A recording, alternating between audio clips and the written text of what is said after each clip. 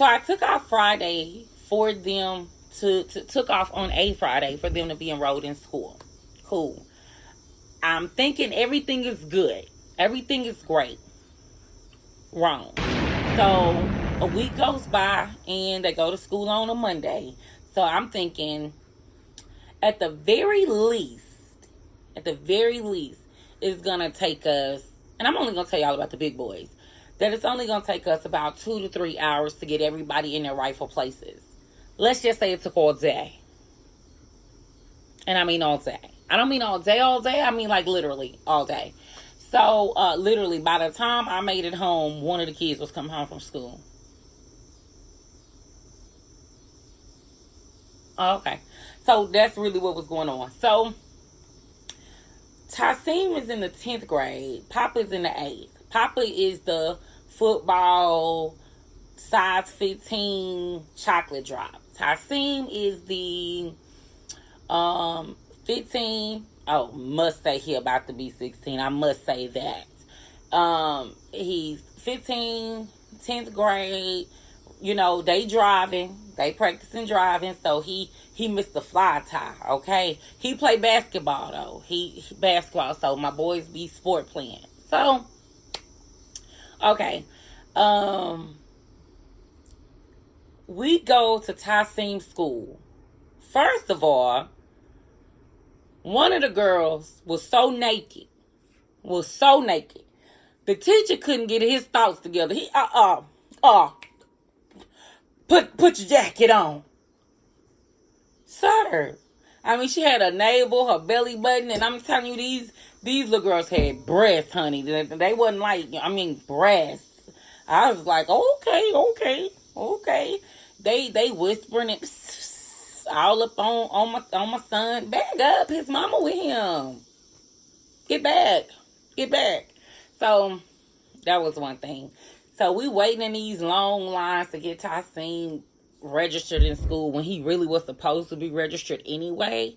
But because there wasn't a signature, but there was no clear communication in regards to the lines and what was needed for each line, it was just a hot mess, okay? And so the line was wrapped around the building. And I'm like, okay, we need to go drop Papa off because now it's going to take, you know, if we stand in this line right now, Papa's going to be late for school. So let's go and get Papa taken care of and then come back for Tasim. We walk into the school. Girls hanging over the rail. Psst, psst, psst, psst. Hey. Listen. Get it together. Like little thirst boxes or something.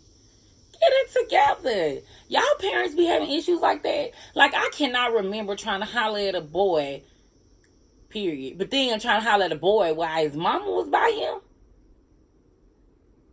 Like, hey, Miss LaShawn. Hi, Terrence.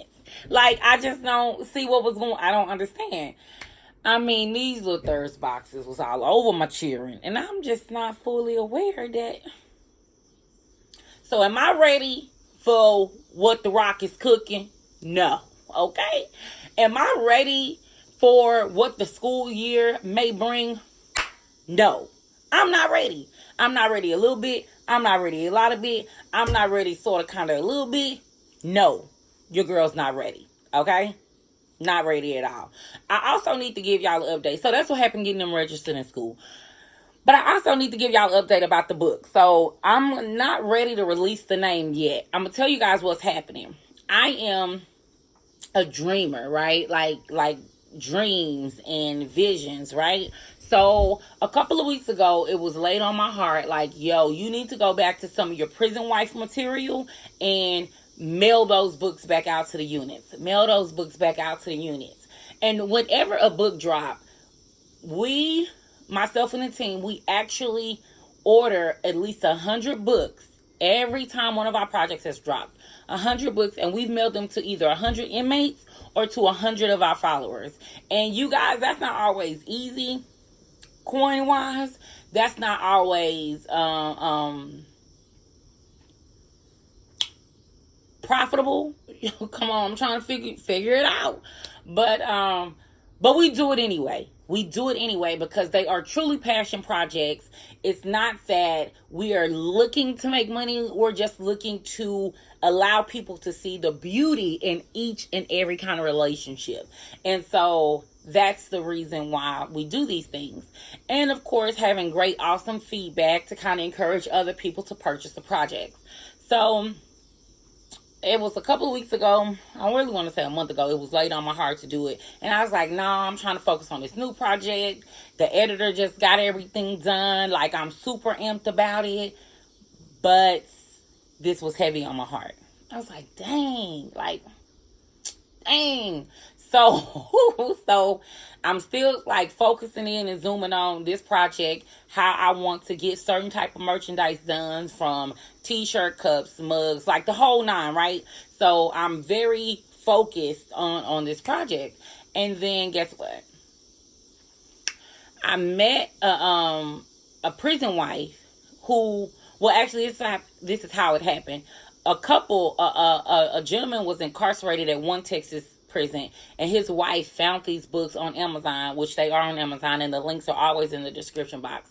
But she found these books on Amazon, and when she found these books, she sent them to him, and he read them and was like, yo, I think it's something we should read. Like, I've already read it, so it's your turn to read it, just so we can have a better understanding and level of communication concerning our marriage. And I was like, oh, that's super dope. And so all of a sudden, baby, we're in visiting, baby, like, man, this man, he new to the unit, and he be looking at me and staring at me upside my head, and, you know, I'm like, hold on. And he was like, I'm like, well, you know, baby, what's up? He was like, I don't know. It's like, he keeps saying, I know you. And I'm like, you can't know me. I've been gone way too long. You cannot know me. And so, long story short, the dude was like, yo, I read your book. I've read you and your wife's books. And that's where I know your face from. And so baby was like, oh, okay.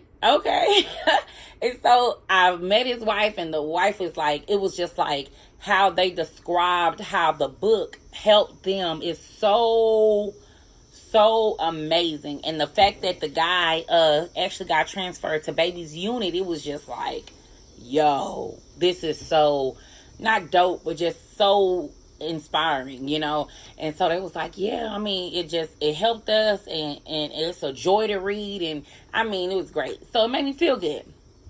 The next day I had a dream. The next night I have a dream, and it's like, go back to your projects. And I'm like, yo, it's the third time.